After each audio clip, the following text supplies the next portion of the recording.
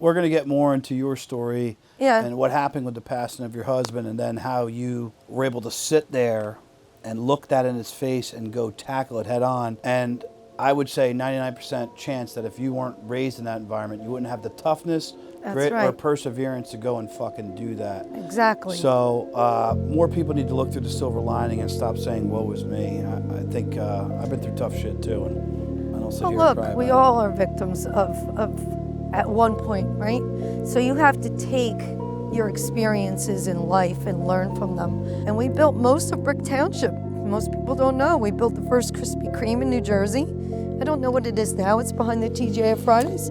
Yeah, I'm surprised that didn't do well. I'm surprised too. Well, it didn't do well because it was the same investors as Manhattan Bagel. How did that go? Got it.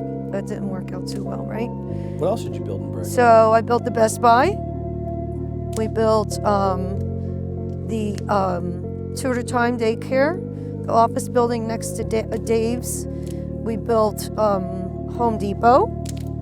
I did the Pathmark when it was there. We built that, the whole storefront. We built quite a bit in Brick. If you don't sign the agreement, we're gonna pull his book. Yeah. And he was already vested. So what do, right? Looking back now, should have never signed it. Because they don't have widow benefits. You didn't get any widow benefits out of his pension? $186 a month is what they gave me. I drink wine that costs more than that. Yeah. Okay? My husband worked for 30 years in the union. Dude, we all have the best time ever to start a small business. If I'm not gonna be 100% in, I'm not gonna do it. Come on, man, just be yourself. Yeah, and just show up as yourself. if you don't realize what I'm really about, I'm about freedom, family, and my country. Pat Miller. Ryan Robbins. Welcome to the set. Thank you. So, typically, I talk about what Fireside is about, which I'm going to quickly do because I want the people who know you and who have followed your story and your success and just who you are as an individual to know what Fireside's about. And I hope they follow, like, and subscribe. Okay. But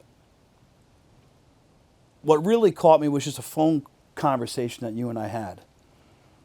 Yes. And I just said, she's genuine, she's real, her story is not, something that is just her, but a lot of people go through it. And she has persevered and come out, on top for her two boys, herself, and she's doing big things. And I think that's something special. And Fireside is all about turning around and helping the next girl or guy in line. You've written a book, which is a great book, and to be very honest, I'm only halfway through. It's okay. You need the audiobooks for me. I know. I don't read well. And you have done a ton of things with your husband who has passed away.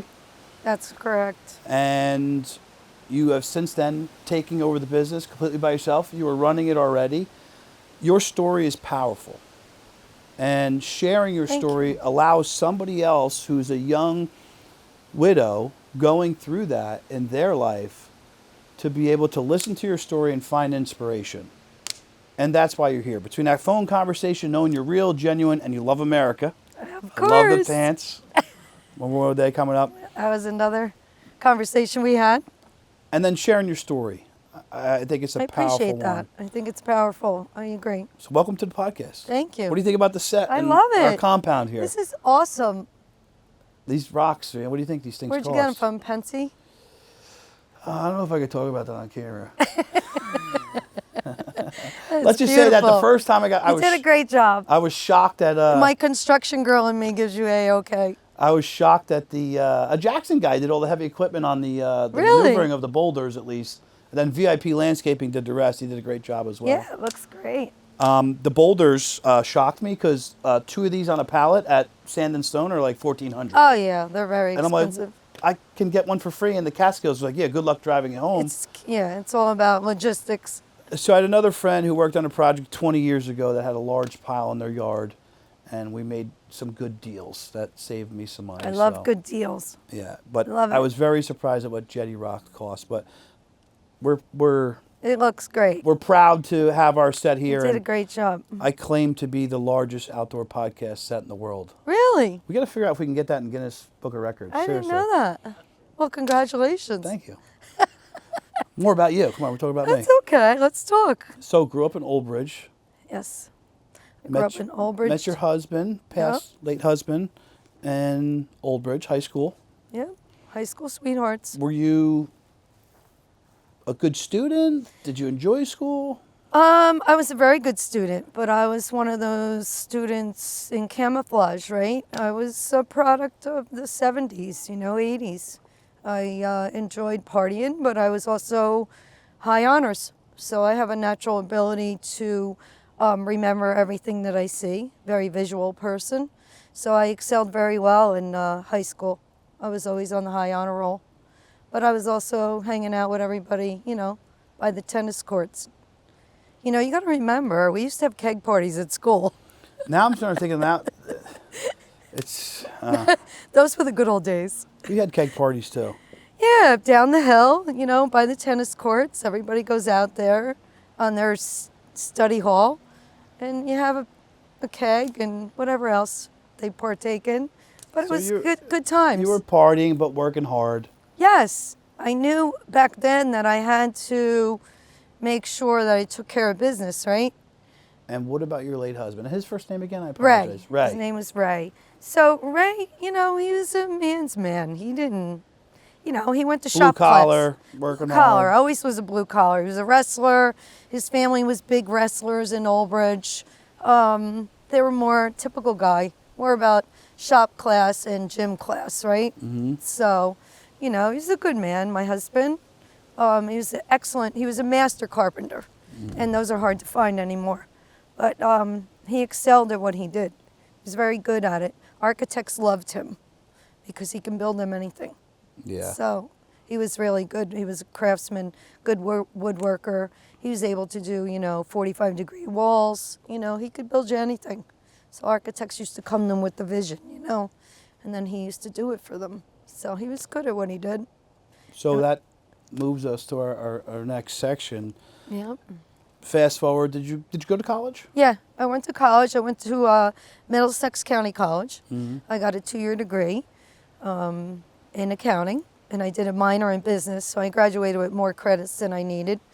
But, and then I was working, I was going to class 6 to 9 at night. I was working 9 to 5.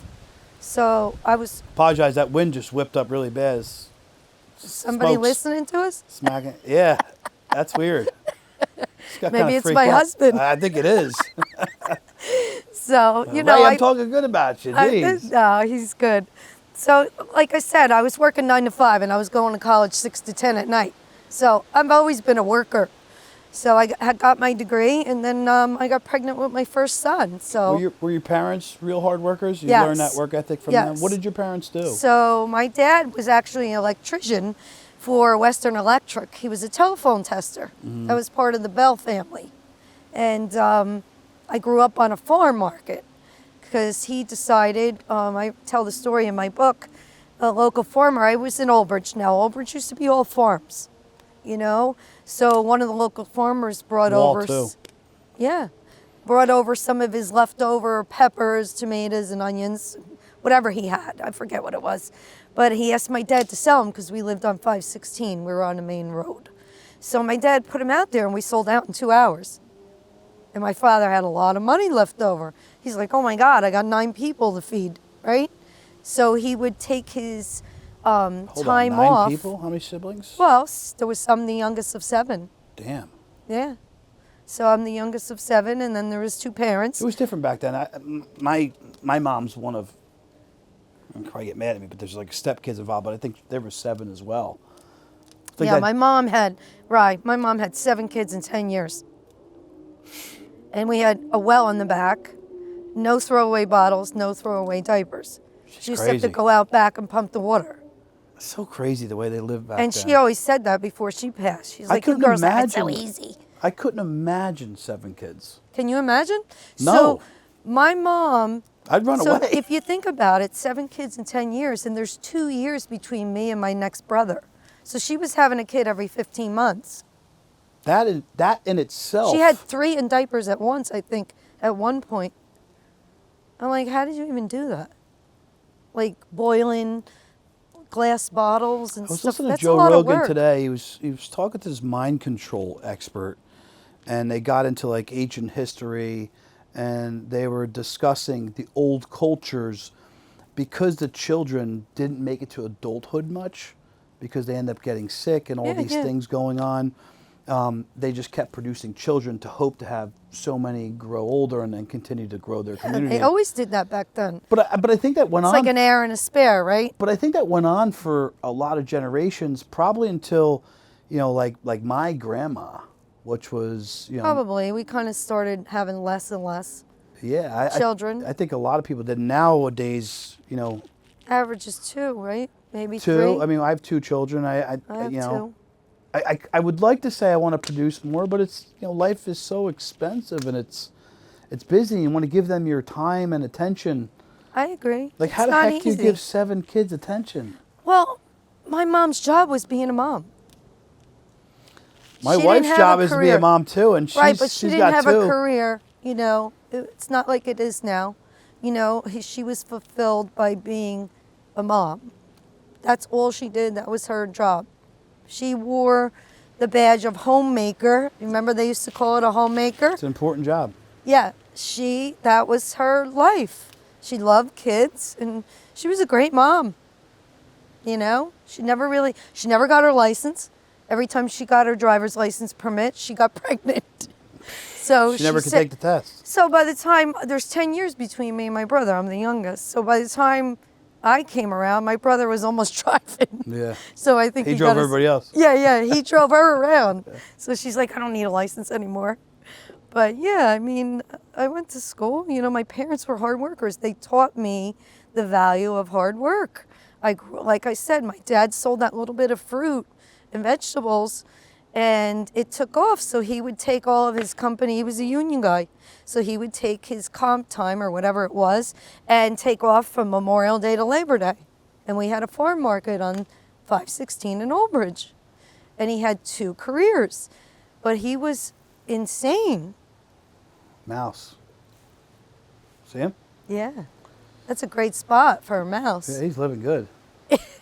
So what else did you guys grow on the farm? Mainly. So we didn't grow anything. All we did was resell the local farmer's stuff. Got it. So we would have to get up at 5 o'clock and drive to Homedale and pick up all the corn.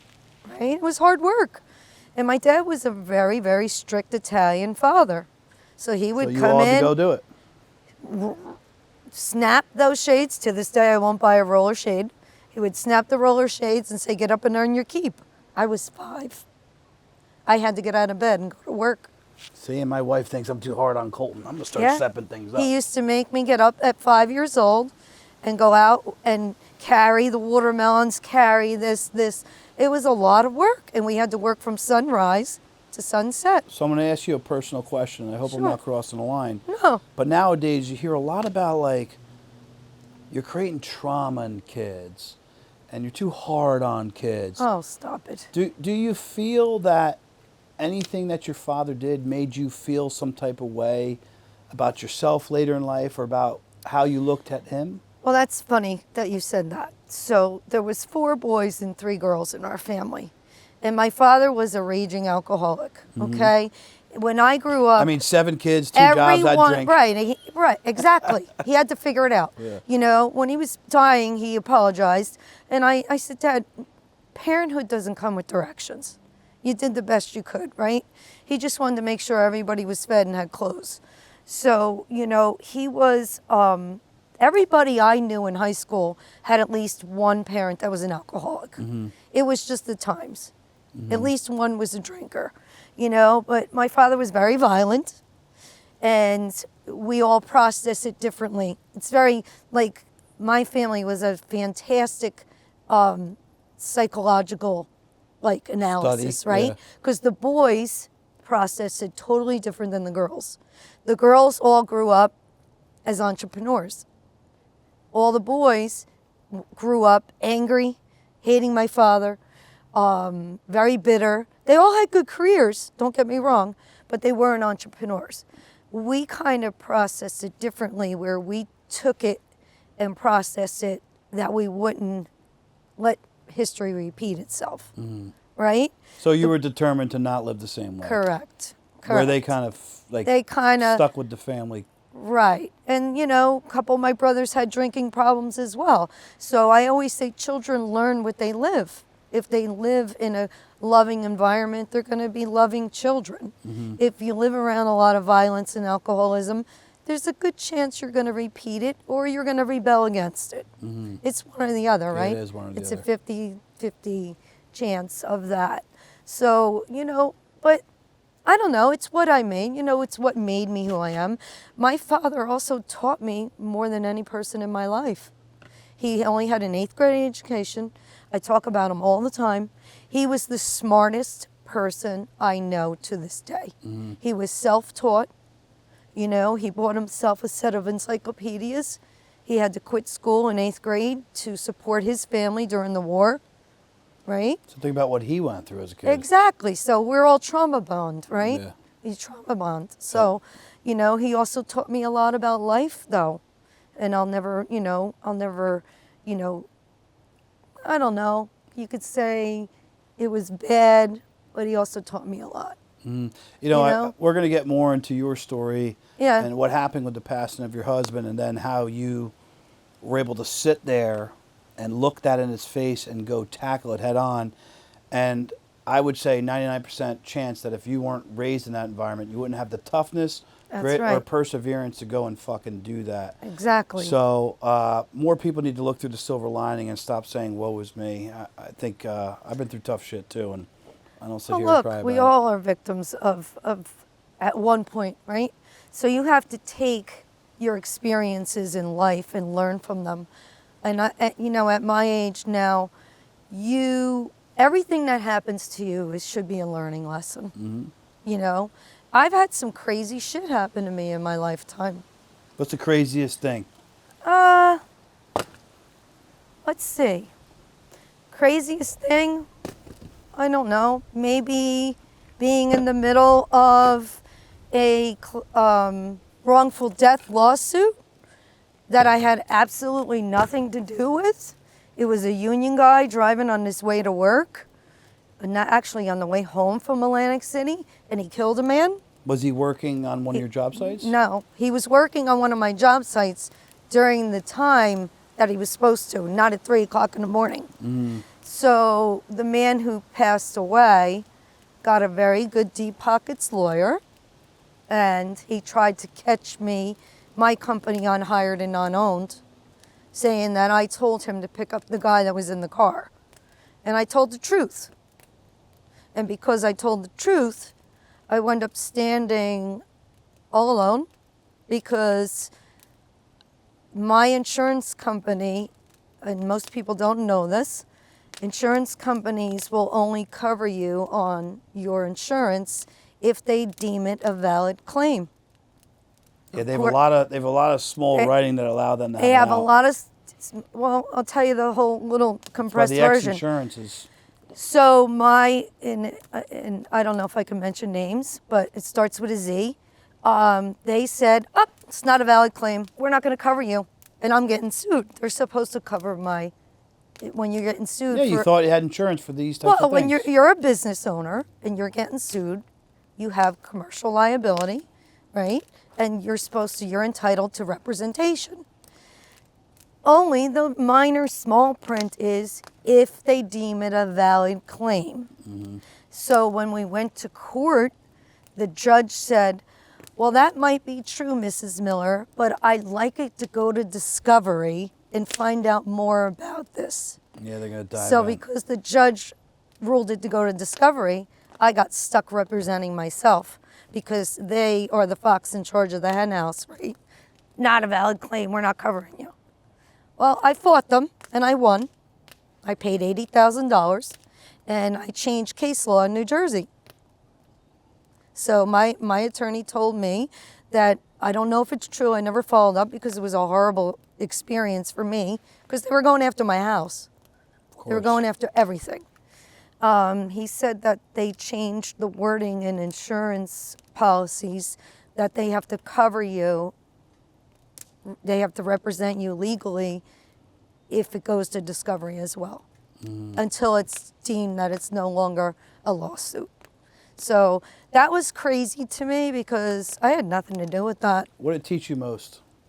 That taught me that you have to keep your integrity intact. And at the end of that, Ryan, their attorney came to my attorney and he said to him, "Your client is so stupid.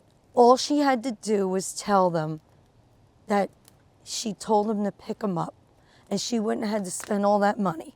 And my attorney said, "You want me to advise my client to perjure herself?" Yeah. So I said, "I'm not going to lie for you. Yeah, I took the hit. I spent the money. I had to represent myself. But your integrity meant But more my than you. integrity, and that comes from my childhood as well. Yep. I was taught to keep your integrity intact, your honesty. It's your reputation is something that's very important and easily ruined. Yeah. Easily ruined. Easily. Easily. Sadly. So, sadly, yeah, one bad decision can ruin your reputation. Yep. You So- gotta always worry about what you're doing, especially in business, who you're doing it with. Yeah, you have to watch. Yeah, and that's something I keep the grass cut low. No snakes allowed, and no easy money. Only comes through hard work. Yeah, well, I'm in commercial construction. It's all snakes. So you know.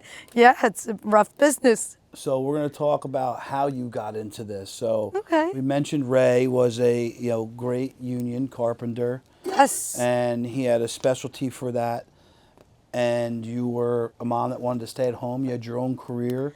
You were doing really well for yourself, but Correct. you saw opportunity. So tell us what you saw. What was something that was going through your mind? Sometimes visions come across your sight, right? So I said, look, it's not working out. You're unemployed more than you're employed. I have a degree. I kind of know what I'm doing with business. I really want to be home when the kids get off the bus. I said, it's when you own your own business, Flexibility. You put a lot of time in, but you also have flexibility. Yeah, you picked the time. You pick the time. You can also pick the time to watch your kids play sports. So it was an opportunity for me to strike while it was hot, right? So I did what I did. I took $100 out of my husband's $400 layoff check. It was early 90s, right? And he was mad at me because that could have bought, formula, diapers. And I got business cards made and flyers back then, no Vistaprint. And I went around and I just pounded the pavement. I went out in the streets and I put them in all the empty commercial stores. And we got a phone call. Those were the days, I'm dating myself. Nextel, and the phone rang. I was like, oh my God.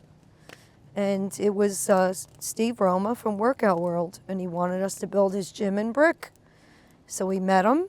I asked him for $120,000 down, which was a lot. I think the total contract was $360,000. So I asked for a third, and we went shopping. Damn, $360 for a whole gym. That actually sounds cheap nowadays. It is. Right now I'm doing a Crunch Fitness, and it's in the millions. Yeah. So it was cheap. But that was only the carpentry now, because we're carpentry contractors. So the rest is history. We went out and bought tools, pickup truck, gang box, and we came in the next day, and we started working. What did he say to you? He said to me, "Did I just put somebody in business?" And I go, "You did, and you're not going to regret it." And we haven't looked back since, So we built most of That was Brick a beautiful Township. building. A beautiful. Yeah, that was a nice building, and we built most of Brick Township. Most people don't know. We built the first Krispy Kreme in New Jersey. I don't know what it is now. It's behind the TGI Fridays. Yeah, I'm surprised that didn't do well. I'm surprised too. Well, it didn't do well because it was the same investors as Manhattan Bagel. How did that go? Got it. That didn't work out too well, right? What else did you build in brick? So I built the Best Buy. We built the Tutor Time daycare, the office building next to Dave's. We built Home Depot. I did the Pathmark when it was there. We built that, the whole storefront. We built quite a bit in Brick. We did a lot in Toms River too. I'm still working in Toms River. I didn't know that. Those are all stores I Yeah. frequent younger when I was in Brick. Yeah. Well, that's when people ask me, Rye, what I do for a living, I always tell them I build everything that you walk into every day. Whether it be a medical facility, a retail store, a restaurant, that's what I build. You've done a lot. Yeah. Yeah, So- I'm still working a lot. Tell me how the dynamic worked between you and Ray, right? You're Yeah. somebody that left your career. You obviously had vision. You had certain skill sets that were obviously transferable. Ray had obviously the execution on the carpenter side. Yeah, he was the man's man in the field. He ran the field. I did all the tough work, right? So he would do a takeoff and just leave the list on the table. I would do all the calculations. I would add all the labor. I would buy the materials, procurement. I'd hire, I'd fire. I'd do the taxes, the quarterlies. So I did all the necessary evil and behind the scenes. And that is It's the a lot of difficult work. part. Yes. Yeah, it's a lot of work. Yep. So, but it worked. You know, he did his thing. He got all the accolades, right? So he went on all the golf outings with all the guys, and Did you want to go? no, not really. No, why should I pretend to like something that I don't like? I'm not a No, great. golfer. Yeah. So, but it was okay. You know, hindsight, I'm glad he went. Yeah. Right? Yeah. He didn't live very long in his lifetime. So I'm glad he got to enjoy the time. He was a hard worker. So I'm glad he got to go out with all the guys and do what he did. Yeah. And he enjoyed himself. So I'm happy for him. So, you know, we just kept building the business, Ryan. It's so important to take the money, and this is what I see a problem nowadays. And I'm going to be honest with you. People take the money and they don't reinvest into the company. I see it happen with restaurants. You see a restaurant that opens, it's gorgeous, and then in 5 years it's filthy. They don't even clean the cobwebs, right? You have to reinvest into your company. You got to reinvest into tools. And we just kept buying the top of the line tools, right? Because tools make you money in my industry. Yeah, absolutely. 'Cause Tools make you money in mine as well. It's just different type of tools. Different type of tools. So tools are your friends, right? It saves you time with labor. So we just kept reinvesting, and we just kept getting bigger and bigger and bigger until ding dong, the unions knocked on my door. And they were like, you're getting a little too big. We want you to sign a signatory agreement. Because they threatened my husband's book, because remember, he was union. Yep. So, and you know, when you're a union, that's your Bible, right? They sell you the dream that we're going to give you a pension someday. And I'm probably going to get some people that hate me over that. But I think a lot of people have woke up to they sell you a dream. yeah some of the bullshit that the union sells, and they do great stuff as well. And They do, but they forgot what they were created for. The unions were created for the working money creates man. greed, right? Right. They got too heavy at the top. The guys at the top got too greedy, too heavy. So the union was created to protect the working man of a fair wage and benefits. And that was actually before Social Security came around. So did you guys become a union shop? Yeah, we were forced to because they threatened my husband's union book. So they said that you If you don't sign the agreement, we're going to pull his book. yeah. And he was already vested. So what do, right? Looking back now, should have never signed it. Because they don't have widow benefits. You didn't get any widow benefits out of his pension? $186 a month is what they gave me. I drink wine that costs more than that, Yeah. okay? My husband worked for 30 years in the union. But this is something that I try to convey to everybody. Yeah? Cops, teacher, It's not carpenters. guaranteed. But it's this fake thing that they like tie to your ankle. That's called a right. pension and benefits. That's right. And they throw you in the fucking ocean. It's like you a cinder block. pay It your actually dues. sinks you. Yeah? Right? go chase what you want. You'll make your own money. You'll pay your own benefits. Exactly. You don't get caught up on everybody talking about how expensive benefits are. horse How shit. expensive this is. If I make $2 million a year, do you think I give a fuck about what my health insurance costs? Exactly. I don't. Me either. I don't care what it is. I don't even look at the bill. Yeah. And I don't say that from any type of bragging standpoint. When you're fixated on growing something, you're not just worried. That is like a way to entrap you. That's like slavery. It's exactly what they do to these men. It's, And their money's not guaranteed. and Because most people don't even know that the unions are not controlled. They're self-funded. They are not. I'm aware of a lot of it, what goes on. I won't get too into it, but Yeah, we won't get into that. We won't pick at that scab, right? So they're not overseen by the insurance and banking industry there. they have their own health They insurance. have their Some of own them health. have rolled in. Some of them do. Some of them have rolled in. This particular union did not. They were self-funded. So, look, I'm not gonna shit on it. We built a lot of beautiful buildings being a union contractor. Mm-hmm. We built Howell Commons Strip Mall. We built the whole mall. So we built that. We built the Brick and Richmond Center on Hendrickson Avenue there by veterans. What was We your built- largest project? The largest project? Union or non-union? My largest project was probably the one by myself after my husband died. I turned the Jewelry Exchange building in Woodbridge into 117 apartments When was that? in 2020. I was gonna say, because that was there, like, last time I was So at Jose the Jewelry Tejas. Exchange is still there. So the developer bought the building and he developed floors 2 through 9 and first floor remained. Got They it. have a 50-year, I don't know, don't quote me. I think they had like a 50-year lease, so he couldn't get rid of them. Mm-hmm. I'm sure he wanted to because it's very valuable. That's my opinion. They had a land lease, or they had the... I think they just had the lease for the actual first floor. I think it might even been more than 50 years. That's a large project. What's a number on it? Like, So, well, I'll tell you the story about and the that. reason I like to talk numbers is to help people conceptualize numbers. A lot of times, people think numbers are bragging, but a lot of us are No, just... they're just numbers to me. But a lot of people are just familiar with small numbers, and we need to start affiliating ourselves with bigger numbers when it comes to So money. I'll tell you about that, Ryan. That's kind of my business strategy. So I give people a taste of what I have, right? So when I met with them, I gave them a price for the metal framing and the drywall, but they didn't know me, right? I knew the architect, and I came highly recommended by the architect. So they were like, all right, let's just give her one trade and see how she does, right?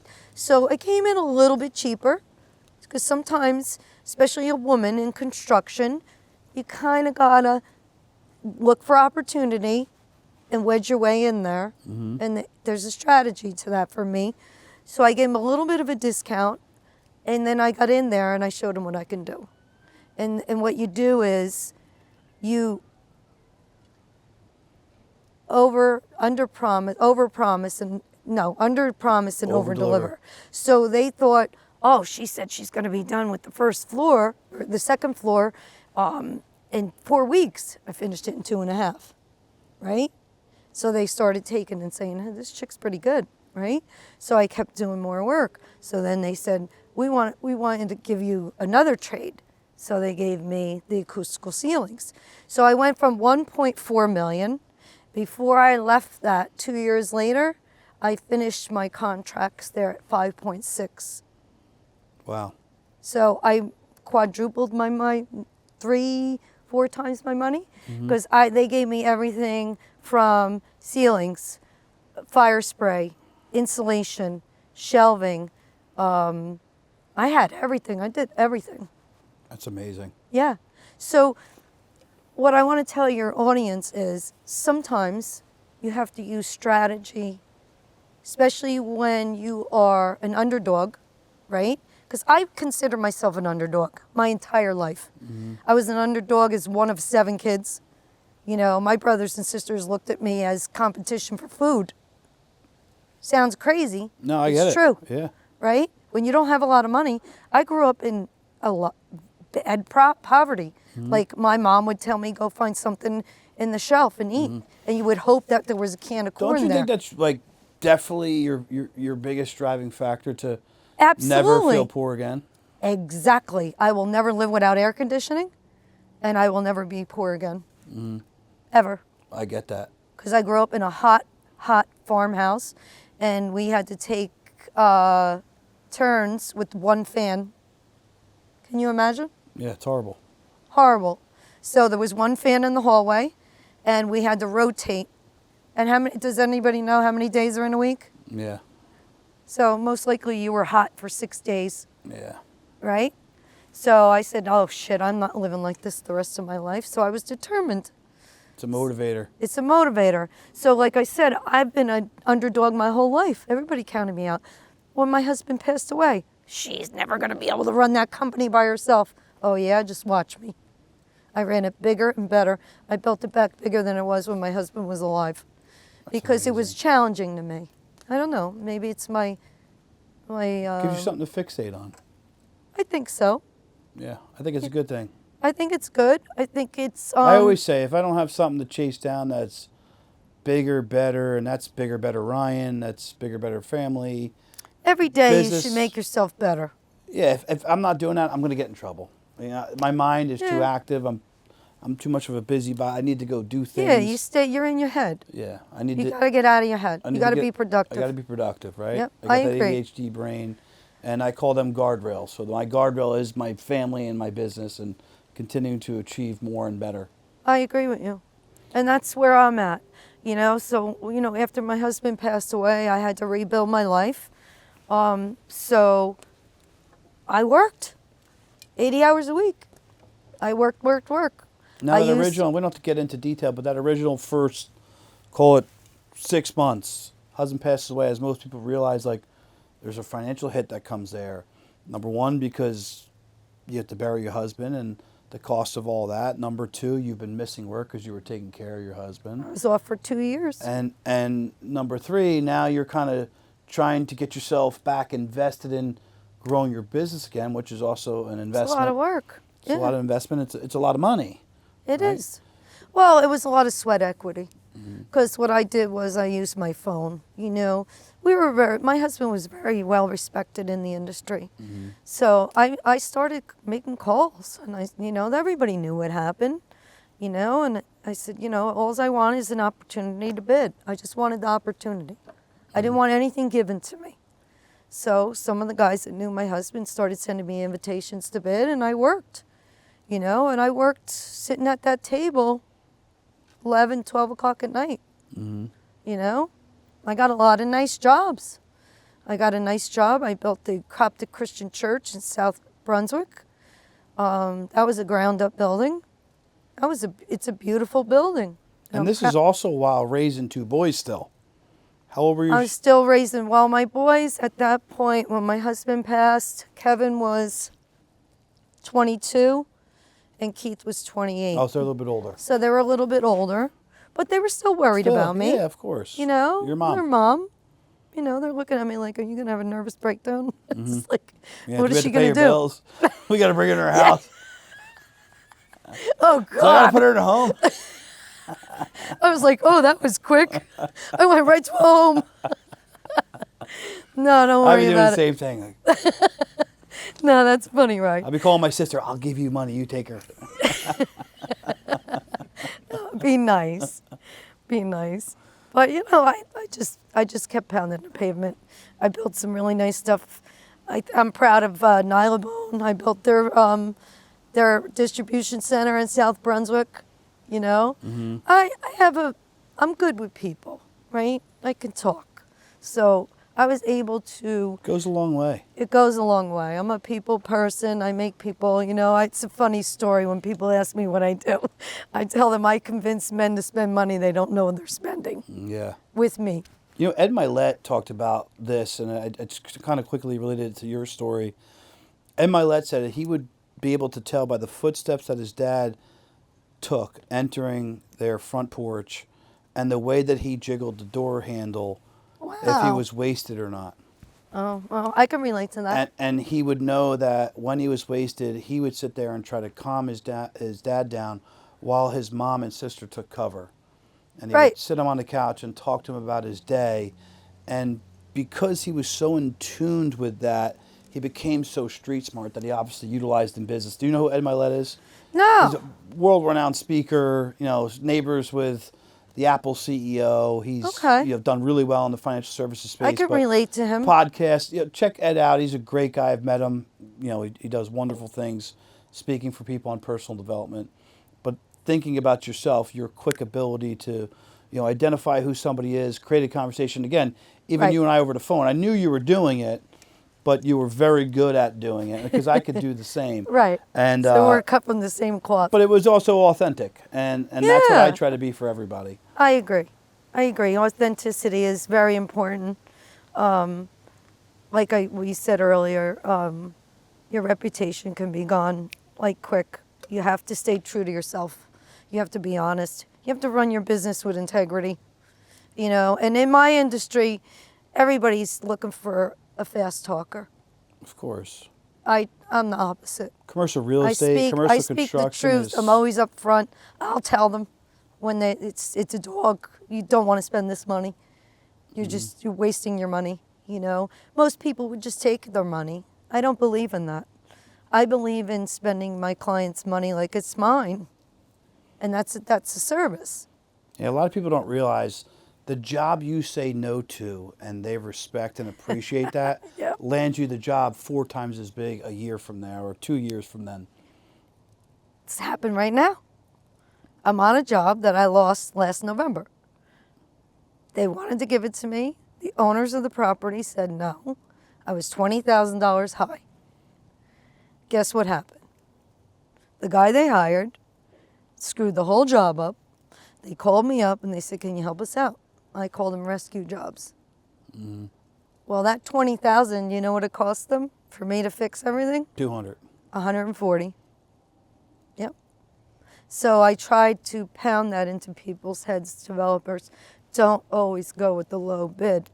It's not what They have you number think. crunchers It's above not them a lot only of times. Yeah, I get it, but it's not just the number. It's the value of what you're getting. Some of these guys out there don't do good work. I'm building the Crunch Fitness in Toms River right now. They asked me to put the spines up. You know what the spines are? No. Spines are those vertical I exercise. can't hang a shelf, Pat. Well, it's in the gym, so it's an MMA workout. So they're Spine. called spines. So they get screwed to the wall, and you do like those rubber exercises, like heavy duty. Like they got to pull on that wall, and there's 7 stations. So it was supposed to be 18 gauge. It was supposed to be kicked off, and we go to put one up, and the whole wall almost fell down. I go, I got to open this wall up. This is dangerous. You're going to get sued. We opened the wall up, and the pictures that I sent the owner, all the blocking was notched. Nothing was laddered back. There was nothing to the deck. It was 20 gauge. It was supposed to be 18. He's like, "What are you doing? You're taking the wall apart." I said, "I'm saving you from getting sued. That's what I'm doing because it's all wrong." So You know your what the low tough bid part is is? good, but it's not always good But quality. this is the tough part. Even on the residential side, you think contractors are bullshitting you, and you think that they're trying to know. get more I get money it. out of you, and it doesn't matter if it's Pat or John or Steve or Tony. Guys who are writing the checks who don't really understand the stuff, like myself.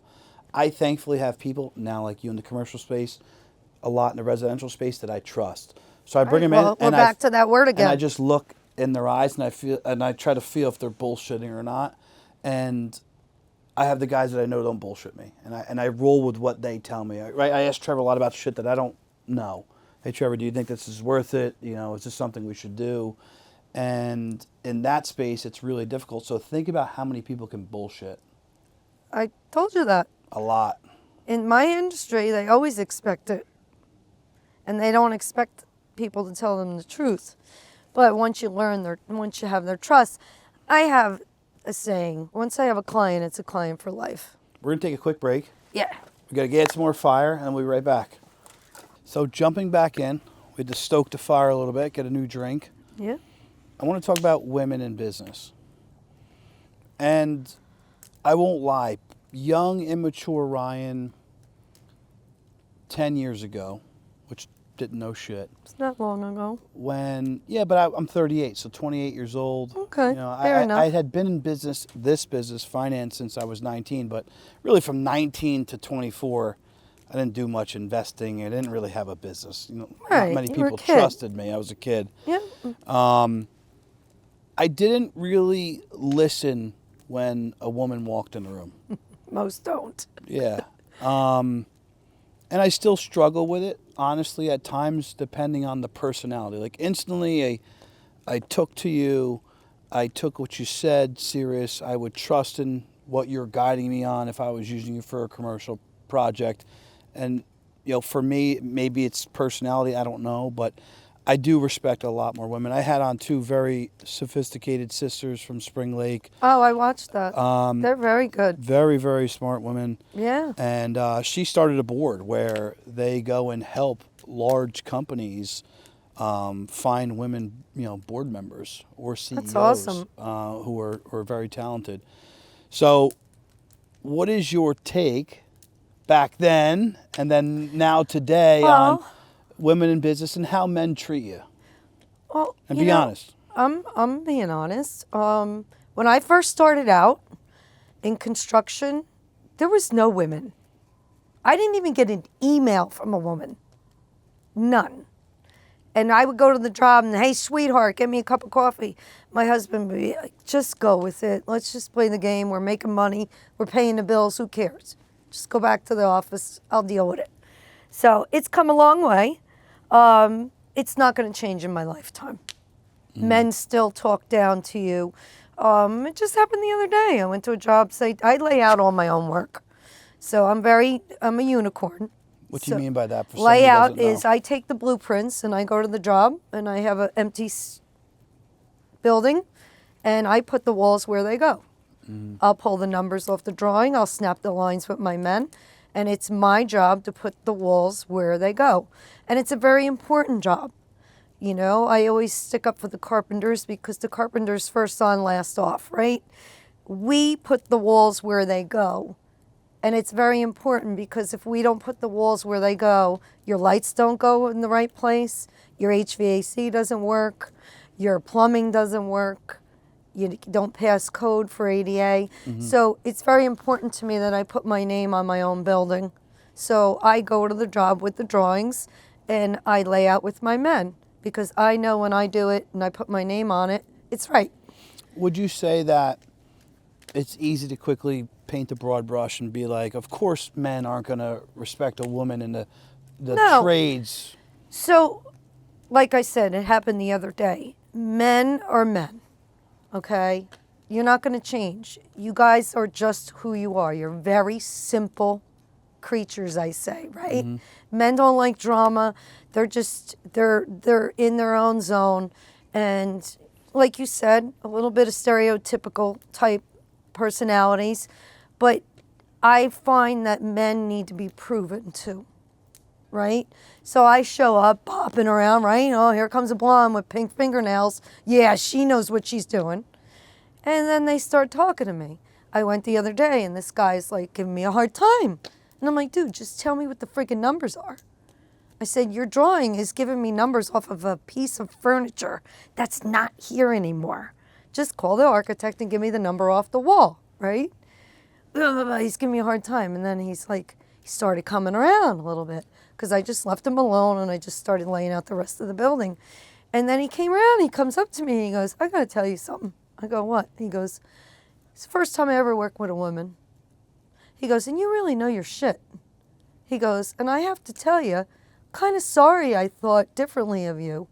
At least he was honest. He was honest, and I respect that. It's business. I don't care.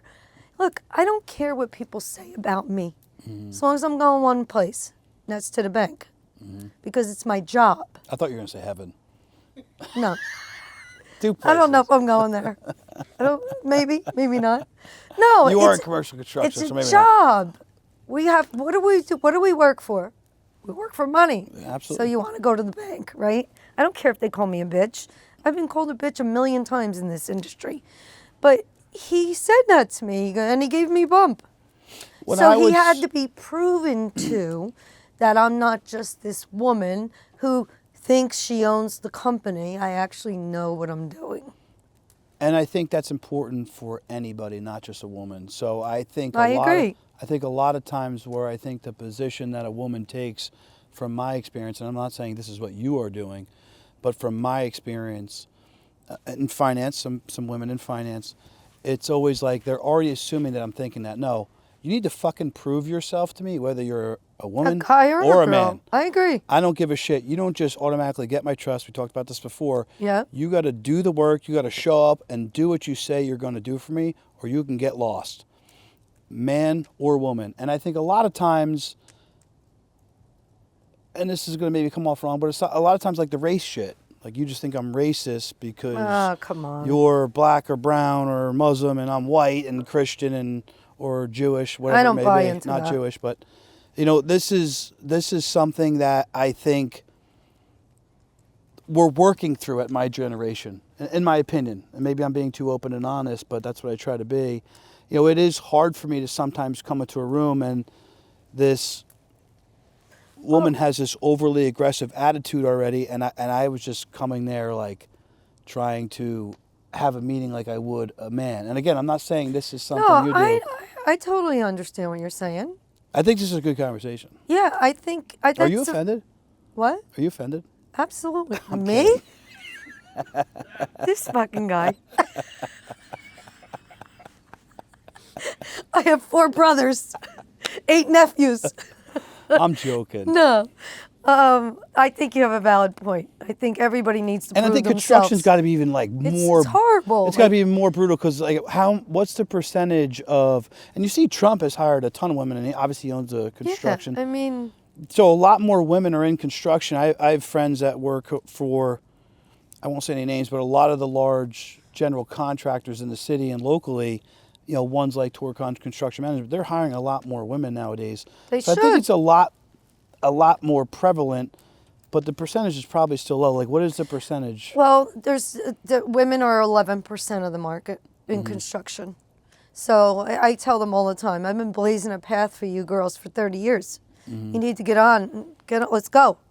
There's a lot of money to be made. Do you mentor any young women in I'm construction? trying to, but I just went to the Ocean County Vocational Technical thing. There was only 2 girls there.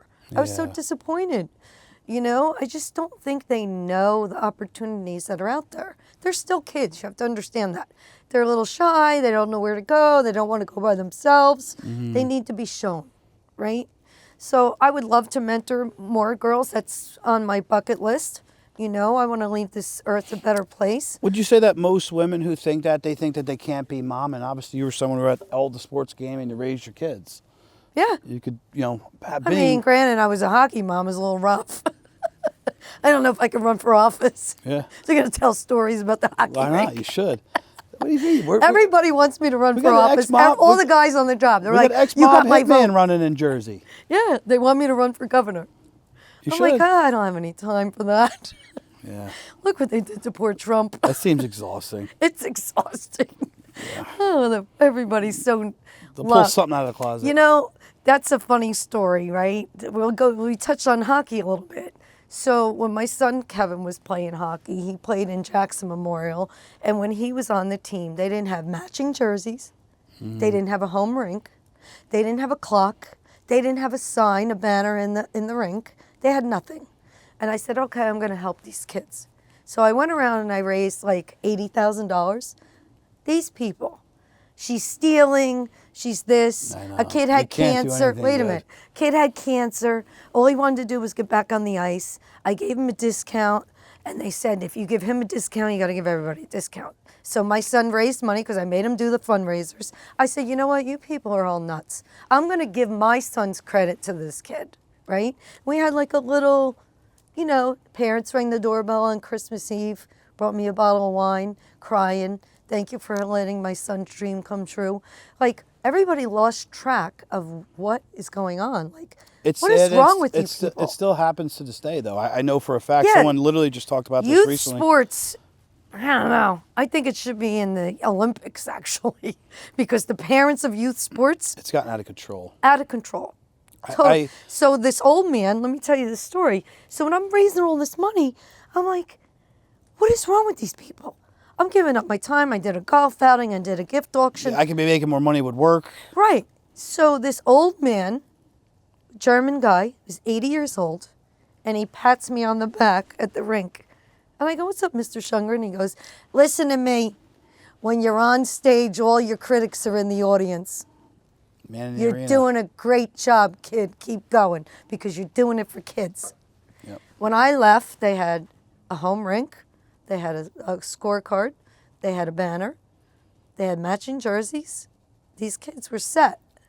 And I just walked away. I said, I can't do this anymore. So I'm going to kind of bring this story into mine and talk about Fireside and why this was all started. Okay.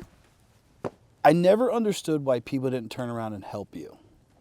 So once someone got to a certain level of wealth, why didn't they help more guys like Ryan, who was kicked out of high school, was not a dummy, was willing to work, was gritty.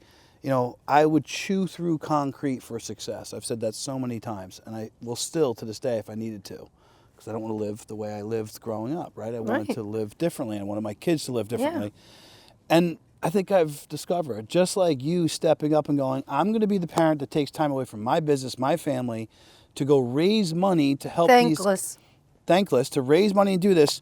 You actually find more critics than you have people giving you a praise and a handshake. And I experienced that myself throwing these events and doing the podcast over the last 3 years.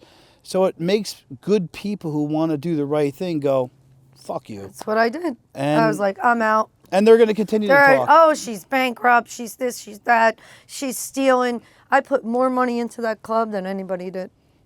It's so incredible. And that story is repeatable in every single town still to this day. My brother-in-law is because the kids don't deserve that. The kids suffer. My brother-in-law is a coach. He runs a very big job at New York Life, and he's got 4 children, a wife, and he's a dedicated coach, and he tries not to complain. But I know what he deals with. It's bullshit. Parents are brutal, and the lacrosse, they're in Long Island. The lacrosse up there is insane. They think these kids are like NFL stars. They're going my Johnny syndrome. It's really wild. That's what I call it. My Johnny syndrome. My Johnny's going to college. And these parents, D3, D1. They have them in rec, travel, national teams, and then the worst I ever saw was a soccer mom on coffee. She's pacing up and down the field screaming at the kids. I'm like, what is going on here? These are children. She was screaming at the top of her lungs. I think it's great to push your kids and be an advocate for them in sports, but they also are just kids. They want to have fun. They want to have matching jerseys. And I'm sorry that happened to you because I don't care. I know you don't care, but look, it's bullshit because it deters you to want to help.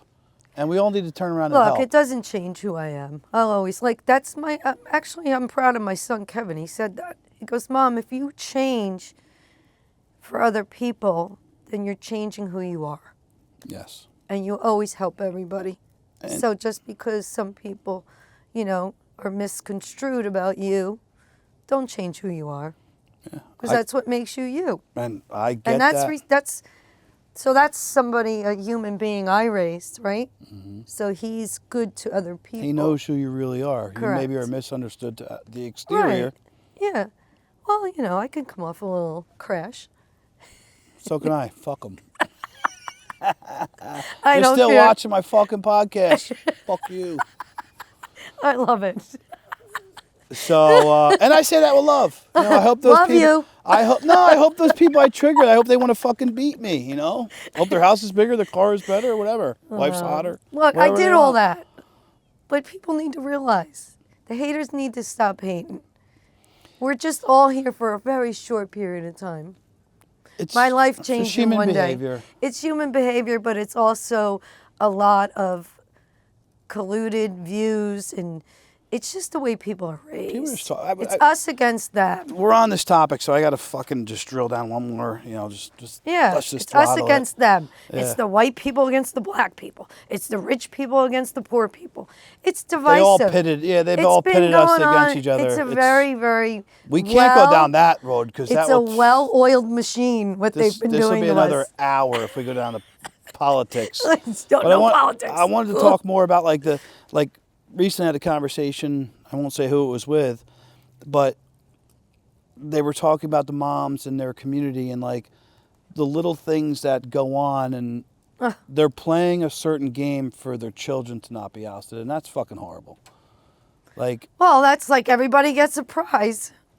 Everybody gets a ribbon. well, I guess my kid's gonna be ousted, and I'll just create my own No, damn party over I don't here. believe in that. I think you're creating a whole entire generation of adults that will have problem with rejection. Yeah, I fully And that's a agree with problem. that. It's a big problem. Because I get rejected all the time. I had a really nice reel today. I thought was worded well, and I more or less said everybody's a bunch of wussies. What, a And- W? No, I used a different word, but I won't be disrespectful. And I said, you're simply just that. And you could call me whatever you want to call me. You can think I'm a bad guy. You can think I'm angry. Ryan's going crazy again. No, you are a fucking wussy. And until you actually admit that to yourself and you want to go do the hard shit and you want to take the tough advice, you'll continue to be that person the rest of your life. But someone in their life continued to lie to them and Enable them. them. Yeah. It's no different than enabling a drug addict. Correct. You're enabling emotionally. Correct. And Yep. it's created a lot of weak men, and I want to be around tough men I that make me agree. tougher as well, because there's guys a lot tougher than I am, and I they agree. I think we lost a little bit along the way. Yeah. Yeah. I think it's come coming from- back. I come from a different era where, a guy was a guy. Like, look, when I was a little girl, I didn't say I wanted to own a construction company. No, of course It not. chose me, right? I wanted to own a flower shop, to be honest with you. But You can do that still. I don't want it anymore. Because all the flowers come from what? Peru or something? So Where'd they come from? flowers? Yeah, they killed the flower industry in California. They all come from El Salvador, I think. California killed the flower industry. No, the imports. Imports. Yeah. It's sad, actually. I read an article about that. You can drive through ghost towns in California. That's where the flowers used to be sold. Yeah. And Yeah, it's I like a wasn't aware ghost of town. that. It's like Pittsburgh, the old steel. Like they destroyed the flower industry. All Sad. the imports. And if you notice, I don't know if you bought your wife flowers lately. They don't smell. Or they smell really weird. They're not like I just real. bought my mom flowers They're- for Mother's it Day. smells weird. Like, or they don't smell at all. They're like fake flowers. They're hybrids. They probably are. They last they longer are. too. Yeah. Everything's hybrids. They come from. We're probably fake. Are we hybrids? We're in a simulation. Maybe. we're the ballsy hybrids. Hey. Yeah, we're the fucked up. That's why they're trying to take us out. Like, what happened? That guy's chip got fucked up. Malfunction. AI took over. I am fucking AI. Took over. That's funny, right? That's Elon. Me and you are one and the same. So, obviously, you're very interesting. You have a very genuine and difficult story, but an also, I think, really beautiful story. Thank you. And you wrote a book, Yeah. and it's a New York Times bestseller. Well, Is it New York not Times? New York Times. Amazon bestseller. Amazon bestseller. Well, it went international, so And it went international. yeah. Excuse so me. it was a bestseller in, I think, Canada, India. And the book more or less lays out the story that we talked about with some other details. Yeah, it's a little bit of everything. It's about life. It's about when shit happens to you. It's my memoir, but it's also what I'm made of. And I'm trying to convey the story to people that bad stuff could happen to you when you're a kid, but you have to use it to your advantage. You have to figure out why it happened to you. I was just telling them before we came back on. My husband just didn't die. I lost my brother, my mother, my father, and my husband in 3 years. It's a lot of loss. That's a lot of loss. And they're very close people to me. I was very close with my brother. And I was in charge of all their medical decisions. So it's like, oh my God. It's like, I thought I felt bad when I had to put one of my dogs to sleep. Imagine knowing if you should give your brother, do I put him on dialysis or not? If he doesn't, he dies. If he does, he's going to suffer. It's a terrible decision, it's terrible. you know? So, but when that stuff happens to you, Ryan, you have to fucking just stop. And you have to think about what happened in your life. That's what I did. I literally sat and I thought about my entire life. I did a life review. And I realized I was blessed. And I call it connecting the dots backwards. It's pretty deep. So I took my life currently and I connected the dots backwards to where I started. And I realized that every single thing that happened in my life led you to make that decision. Prepared me for something else in my later years, or taught me something that I needed to know. And I'm blessed with knowing that, because a lot of people don't take the time to evaluate their life and be honest with themselves. Where did I go wrong? Yeah. What did I do? How can I change it? How can I have a better life? They don't allow people to point out their blind spots. They don't. They don't. And I'm not going to lie, I used to be like that when I was younger. But as you get older, you get a little more humble. And you realize that everybody has faults. And you try to change what your faults are and be a better person. Yep. You know, I always tell people, you know, they're so strong, high strung. And I'm like, listen, how long do you think you're going to live? 80? Right? 80? Mm-hmm. It's a good average age, right? Maybe. If you're 60. Hopefully. If you're lucky. Lucky. Let's just say, pick a number, 80. If you're 60, you have 20 years left. Mm-hmm. That's only 4 digits. And if you're 40 and you're dead That's at only 65, 20 Thanksgiving 25. turkeys. That's only 20 Christmases. You better get freaking moving, because life is tick, tick, tick, tick. Are you really that high strung over the little things in life? Nah, not really. I think you can be, and I have been in the past. And then I get hyper focused on that we could die tomorrow. My kids are already 6 and 3. Right. And well, you can't get crazy. You're young. Oh, I got crazy. But that's how I have all this. And I've learned to slow that down and realize that I did a lot. You in did a a lot. short Me period too. of time. I'm tired right now. And I was A little tired, not going to lie. Far from done, re-energizing, retooling, rebuilding, and I'm going to go fucking bigger than ever next year. That's how I feel. And that's what gets my juices flowing. That's what gets me excited. But I also know that life is short and it can be taken away from you in a minute. And I really do live that, and sometimes kind of sadly feel that, very deeply. My friend Matt Vincent, I want to tell you this. His dad passed away, I think, when he was fairly young. I think he was 65 years old. And he has a marble in a jar. And I think you saw this. Did he was you on have my this on the podcast? Yeah, he was on the podcast. Yeah. That's a great story, the marble. He takes that away every single week. And he's like, did I make this marble? And each marble means something to him. And, But that's a coping mechanism. It's definitely a coping mechanism for him. I wouldn't want to do that every week. I would feel... Well, you kind of get stuck in the... It'd be like a black the hole. emotion. For me, who I am, I wouldn't want to do that. But it makes you think, like, life is that short. And now you look at this visually... Right. All of a sudden, it's halfway down, and you're going, holy shit. Yeah. I better get going on the things that I want. And that's where I think most people lack in business is taking the fucking action. Like, now, dude. You got to do it. Take action. Life is short. Yeah, but not everybody's like us. I agree with you. It takes all kinds to make the world go round. But you need, I'm not saying that, but you need certain skill sets to be a business owner. Absolutely. Or you need to Let's admit not to even yourself, go there. They think they buy insurance. They're or contractors. you need to admit to yourself that you're lying to yourself and you're not the guy for it and you don't actually want that and you're happy with where you're at. I have these conversations all the time. Well, I think they do that. Subliminally, they don't take action. So they're kind of telling you that that's not their gig. I know that, but I want them to admit that to themselves. Oh, okay. All right. So Fair enough. They need to admit that for them because that's how they get past it.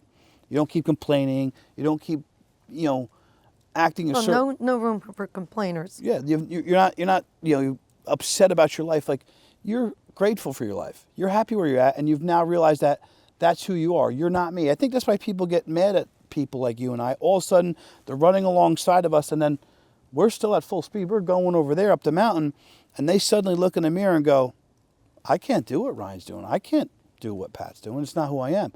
Right. They didn't grow up like us. No, they don't have the same scrappers, fuel. Right? So we're scrappers. Grit. We're survivors. Yeah, warriors. Warriors. Yeah. Warriors. Well, they call me a Renaissance woman on the job. Listen, I know how to make cookies and everything. I can build buildings and can still do it all. cook dinner. Everybody comes to my house for the holidays. So your book, obviously, we just went over So the last yeah, 10 minutes, yeah. but I want to talk about the one part in the book where you're walking onto a job site and you find this man, masturbating to cat porn. Yes.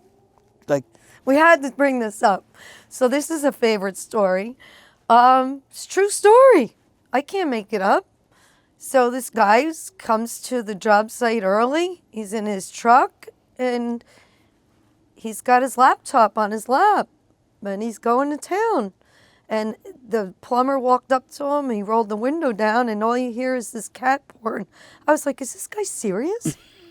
Like, is this real? He's married. Like, what are you doing? So, it takes all kinds, right? But, there's a place and time for all that stuff. He was just a little bit out of line, but, I went to his boss and I told him what was going on, and he kind of didn't like me for that, but he's lucky I didn't call the police. yeah. I could have ruined his life. And I have a strict policy with men. I don't ruin any man's life. I've been out where I've seen married men with their girlfriends. Oh, don't say anything. Not my job. I don't ruin anybody's life, just like I don't get anybody fired. Everybody will get themselves fired and he'll get himself divorced eventually. It's not my job. Correct. So I don't ruin anybody's life because that's not a good feeling if you ruin You're the one that does it. It's Now, not if it's your good. best friend, that would be a different story, but Different story. Yeah. But, that's my policy. I don't get anybody fired. Nobody gets themselves fired but themselves. And you know this as a businessman. And, he was a little bit different, but he did not like me after that because the whole job knew about it. But the whole job knew about it anyway. Guys are guys.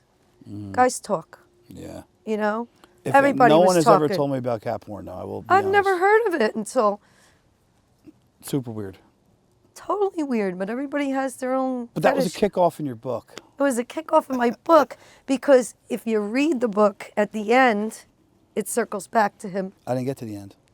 Yeah. So at the end of my book, it circles back to him how he forced me to get out of bed the day after my husband's funeral. Because he called me, because he was still angry, wanted to settle a score. He told me that the client didn't give a shit that my husband was dying of cancer, and I had to be on site the following Thursday, or he was going to pull my contract. He was shopping my contract because he knew I was in a weak point, right? So if you shop a contract, these guys keep the difference, right? So if I'm getting 150, they shop it for 130, they get 20, right? So he told me, I said, my guys are there. What is the problem? Client don't care.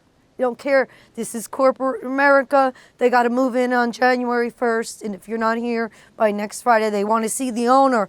They want to see the owner on site. I said, okay. My husband, I swear to this day, Ryan, my husband heard that conversation. He was sedated on hospice, and he died the next day. So I waked him. I had to wait for my sister to come up. I waked him on Tuesday. I buried him on Wednesday, and I had until Thursday to go to the job. So now I'm all alone. I didn't work for 2 years. I spent my life savings. I was $250,000 in debt, and I had to get up the next day after his funeral and go to work because the only contract I had would be lost. So fight or flight, right? So I swung my feet over the side of the bed. I cried my eyes out. I went in the shower. I cried some more. And I put my work boots on and I went to work. But at the end of my book, I tell the story in some weird way. That asshole helped me Motivated through you. my grieving process because I could have easily stayed in that bed after losing all those family members for at least a year. You're thankful to him almost in a way. I said that in a weird way. I'm grateful to him because he forced me to get out of bed and face life. I had to face life. Everybody takes for granted sleeping with their husband or wife. until they're not next to you anymore. And you look and you're like, the bed's empty. What do I do? Is everybody ready for that? Kind of hard. I'll tell you right now, I think 99% are not, No. especially nowadays. Well, everybody thinks it won't happen to them. And if it can happen to Ray Miller in Jackson, New Jersey, it can happen to you. Yeah, absolutely. Yeah? Again, He we had talked about zero this. symptoms. We talked about this, a Yeah. few segments ago. I mean, I don't live in fear of death, but I'm just aware that it can happen. I'm grateful for. Well, you can't my let day. it drive your life. You still have to enjoy your life. And I teach my sons that. When life is good, you better enjoy it. Because there's one thing in life that's guaranteed, and that's change. Yep, Changes all the time. Look at your life from last year. absolutely. Changes, right? It's drastic. Constant change. Yep. So when it's good, you enjoy it. Yeah, That's what it's for.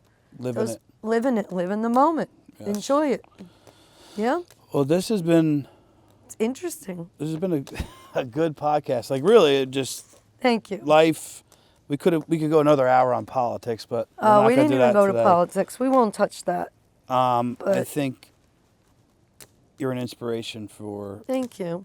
man or woman who watches this, and I appreciate that. That's what I want people to know. If I can get through it, you can get through it. If yeah, I can be a beacon of light for somebody in especially a dark place, it's not especially a just widow. death. there's a lot of widows that go through difficult times, and sadly, a lot of people don't do planning. No, they don't.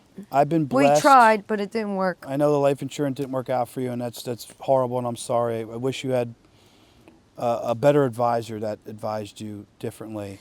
Well, And- Ryan, when you're in your early 40s, I know you don't You think about think it. It's a you're morbid Superman. conversation. I know. yeah, you think it's never going to happen to you. I get it, and that's why I professionally punch my clients in the face and I tell them the truth, just like you tell your customers the truth. Yeah. And, you never know when it's your time, and you need to have your ducks in a row. And I encourage a lot of young people to get out there and do planning. I've been blessed to kind of elevate into some more sophisticated planning, and That's good. we do large life insurance premiums in conjunction with that planning. But just the average Joe, we have a team of very good young advisors. Get yourself $3 million in term. Get yourself, $400 or $500 a month in some permanent agree. insurance. That stuff is impactful. And you know what? Nobody's more important than the guy walking into the room and handing you $1 million tax-free check when the main person that brings the income into the household just died. I agree. And it's Sure something would have helped me. what absolutely helps you. Think about the leeway. Even if you have to get back to work, you still have to show up for that contract, but you had $1 million in the bank. It would have been a little bit of breathing room. Yes. I owed a lot of people money. Yep. I borrowed money. I had to pay my rent, my Probably mortgage. took years off your life. It's stressful. Very stressful. But you know what? I utilize this. I don't know whether it's right or wrong. And I teach young girls this, actually, who look up to me. They call me all the time. They feel stuck. And I tell them you have to kind of look at life and emotions like a filing cabinet. You can't have all the doors open at once because it tips over.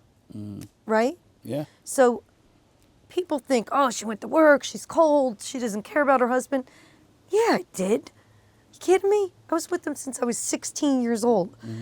I allow myself to cry, but I don't allow myself to cry too long, because if you stay there, it gets very dark.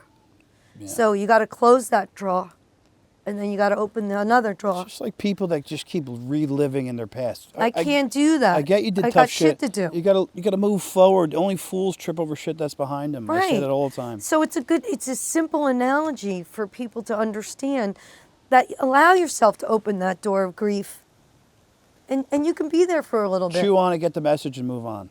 Right. Close it, and then open the door to whatever, The next thing. the next thing, business, your career. Close that, There's a lot of drawers. 2 questions. Sure. First question, if you wanted to give some love or gratitude to somebody you didn't mention yet, who would that be? I know it's hard. You could probably name 1 million people. Gratitude. Well, I would have A to. mentor, someone who helped you. Oh God, I've been on my Business. own. So I would have to say my sister. My sister was there for me. You know, she always helped me out. My older your sister's sister, name? my sister Kathy. Kathy. Her and her husband Al. They gave me time to take a shower. You know, when you're in and out of hospitals all day, every day, you know, It's hard. just somebody to walk the dog, you know, they were there. You know, it's very trivial, but those little things are so important when you're going through that. And I'd have to say them, because they were there for me. They would go and sit with my husband when I, you know, had to pay bills, walk the dog, take the dog. You know, you still have your Yeah. life. Take the garbage out. You know, just give me a break in the morning from the hospital routine, just an hour. My father-in-law got sick a few years back, and he just kept going to work. I called him one day. I said, Jim, how are you get up and doing this? He said, bills keep coming every month. Someone's got to go to work. He's right. And They don't that's hard. stop. Yeah, especially when you're going through that. But that's the mentality that we all need to have. So think about how hard someone's life, like Pat's was, and you get up and complain about bullshit every day. Like, you have the most opportunity now to go chase what you want Yeah, with no baggage. I agree. There's so much out there, man. There's Get so out much there. to do. Seize the day. There's so many ways to make money. And if you believe in it, you go after it. Who cares? Yeah. Someone will fund you. You'll get investors. You'll do it. But anyway, let's give love to your brother-in-law and your sister. Yeah. Last They question. were good to me. If you can give one young woman or man advice that's going into business, what would the one thing be? I would tell them that they need to be true to themselves. They have to know who they are first. And I think that's a big mistake people make going into business is they just don't know who they are as a person and not honest with themselves, where their strengths are and where their weaknesses are. And I would say that you need to be honest. You need to be you need to be true to yourself. That's all I'm going to say, right? You have to have integrity. You have to be honest, and you have to give, because your reputation is so important, and it's something that can be taken away. And I keep pounding on that. If you don't know what you want, you don't know who you are, you ain't going anywhere. Exactly. You You have have to everybody know. else kind of move you around in your life, Yeah, and you you- never you actually have to- move yourself. You have to examine yourself as a person, and you have to be honest with yourself. Find your strengths, find your weaknesses, find out what you like, and grow from that. Because if you know that, your strength, stick to what you know. I always say, my dad taught me that, right? I told you my dad was so smart. He always told me, Patty, stick to what you know. It's not a weakness, it's an advantage. Because when you stick to what you know, you multiply your reputation a lot quicker, Yep. right? So it's, you know, I always say that a lot of people suffer. It's funny, German Shepherd syndrome. They're like a German Shepherd in a yard full of squirrels. It's like, oh, I'm gonna be a roofer. Oh, I'm gonna be this. They're just bouncing all over because somebody walked up to them and said, oh, I Told know them a something guy. different. Right, I know a guy who's looking for a cider. Oh, I can do that, you know, but they never did it. I did that in finance early on, to be very honest, because there's so many segments of finance. You can do specialists in college planning, special needs, pension. And you did estate. them all? I did in the beginning. I just That burned you out. It definitely tired me out. Yeah. It was like, hey, what does Ryan want to be? But again, I was still identifying with like Right, so you were who in a I learning was. I was period. young. I was Yeah. 19 years old when Oh, I went that's into young. finance. I was super young. Yeah. Again, I got kicked out of high school, and then I was brought in. I passed all the investment tests, and I was Good for able you. to start early on.